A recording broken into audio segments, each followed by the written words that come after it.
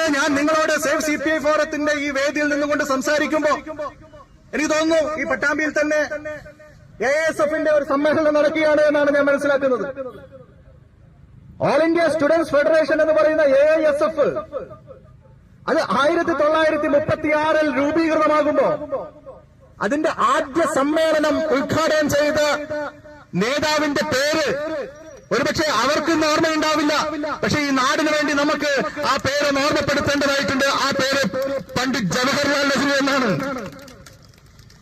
മുഹമ്മദ് അലി ജിന്നയായിരുന്നു അന്ന് ആ സമ്മേളനത്തിന്റെ അധ്യക്ഷൻ.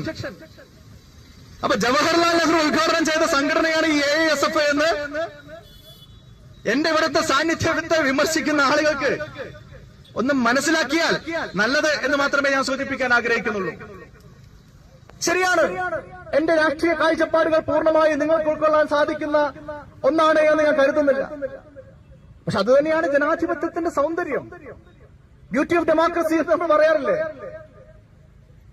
അങ്ങനെ രാഷ്ട്രീയ കാഴ്ചപ്പാടുകൾ വ്യത്യസ്തമാകുമ്പോഴും വ്യത്യസ്ത മതങ്ങൾ വെച്ചു പുലർത്തുമ്പോഴും വ്യത്യസ്ത ഭാഷകൾ സംസാരിക്കുമ്പോഴും വ്യത്യസ്ത ആചാര അനുഷ്ഠാനങ്ങളുടെ ഭാഗമായി മുന്നോട്ട് പോകുമ്പോഴും നമുക്കൊക്കെ ഇന്ത്യക്കാർ എന്ന നിലയിൽ, മനുഷ്യർ എന്ന നിലയിൽ ഇതുപോലെ ചില വേദികൾ ഒരുമിച്ച് പങ്കിടാൻ സാധിക്കും, ചില കാര്യങ്ങൾ ഒരുപോലെ ചിന്തിക്കാൻ സാധിക്കും, ചില പ്രതിസന്ധി ഘട്ടങ്ങളിൽ ഒരുമിച്ച് കൈകോർത്ത് പിടിച്ച് നിൽക്കാൻ സാധിക്കും എന്നത് തന്നെയാണ് ഈ സംഗമവേദി ഓർമ്മപ്പെടുത്തുന്നത്.